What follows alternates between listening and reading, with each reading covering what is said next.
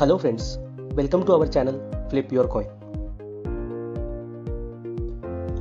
हमारे पिछले वीडियो में हमने म्यूचुअल फंड्स के बारे में बेसिक इंफॉर्मेशन देखी है।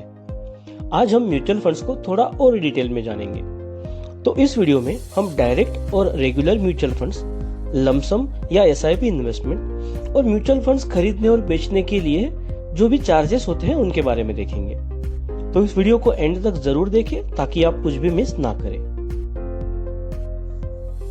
Asset management companies mutual funds चलाने के लिए जो खर्चा आता है उसे निकालने के लिए इन्वेस्टर्स को जो फीस चार्ज करते हैं उसे टोटल एक्सपेंस रेशो में रिप्रेजेंट किया जाता है।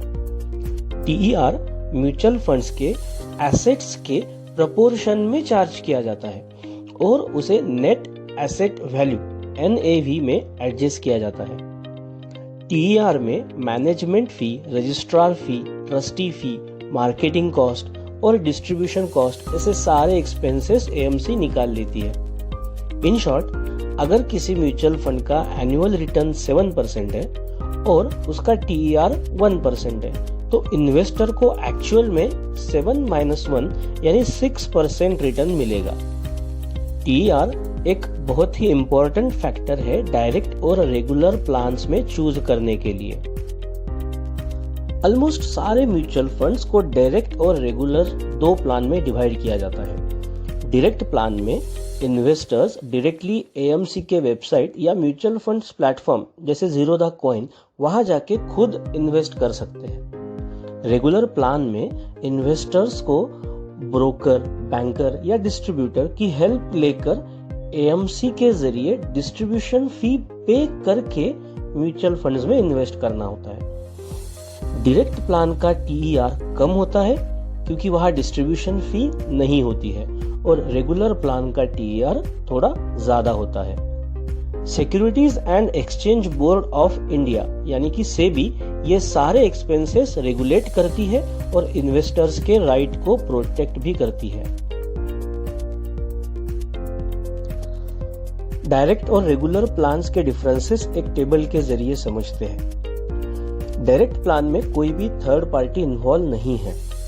रेगुलर प्लान में थर्ड पार्टी यानी ब्रोकर या कुछ एजेंट्स इन्वॉल्व है। डायरेक्ट प्लान्स के हाई रिटर्न्स है क्योंकि यहाँ पे कोई एडिशनल फी नहीं है ब्रोकरेज की या एजेंट की। रेगुलर प्लान में रिटर्न्स थोड़े कम है। डायरेक्ट प्लान का एक्सपेंस रेशो कम होता है, रेगुलर प्लान का एक्सपेंस रेशो हाई होता है।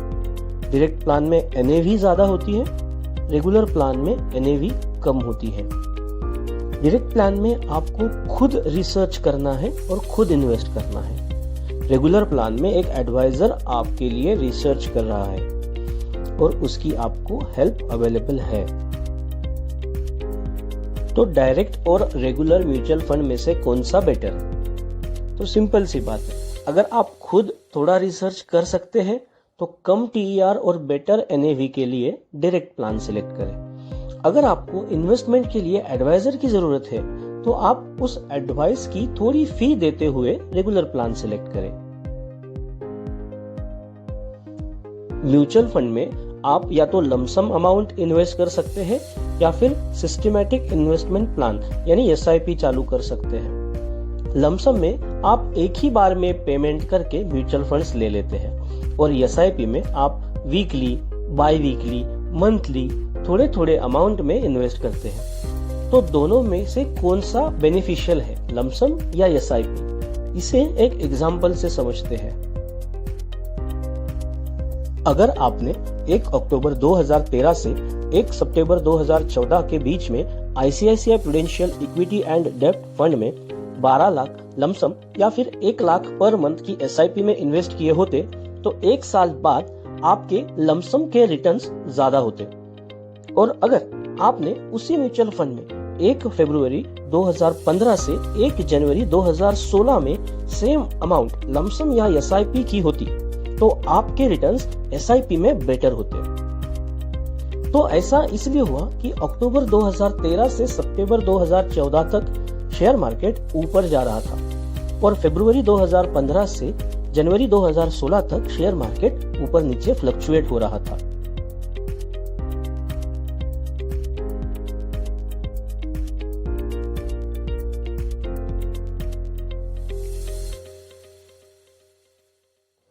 इन शॉर्ट, SIP आपको मार्केट के फ्लक्चुएशंस में बेहतर रिटर्न्स देती है, इनिशियल इन्वेस्टमेंट भी कम लगती है और आपको मार्केट रिसर्च करके अपनी इन्वेस्टमेंट को एक्टिवली मैनेज करने का स्ट्रेस नहीं लेना पड़ता। SIP में आपको एवरेजिंग का बेनिफिट मिलता है। मार्केट गिरता है तो NAV कम होगी, आपको ज्यादा यूनिट्स मिलेंगे। मार्केट बढ़ता है तो NAV बढ़ेगी और आपके इन्वेस्टमेंट की रिटर्न भी बढ़ेगी।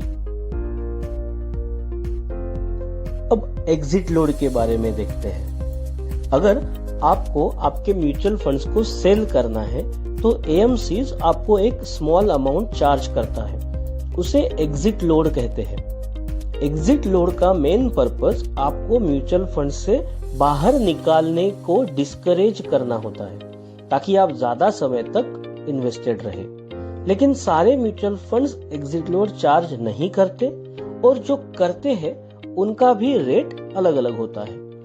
कुछ म्यूचुअल फंड्स एक स्पेसिफिक टाइम तक एग्जिट लोड चार्ज करते हैं और उसके बाद नहीं लेते। तो अब एग्जिट लोड को कैलकुलेशन से समझते हैं।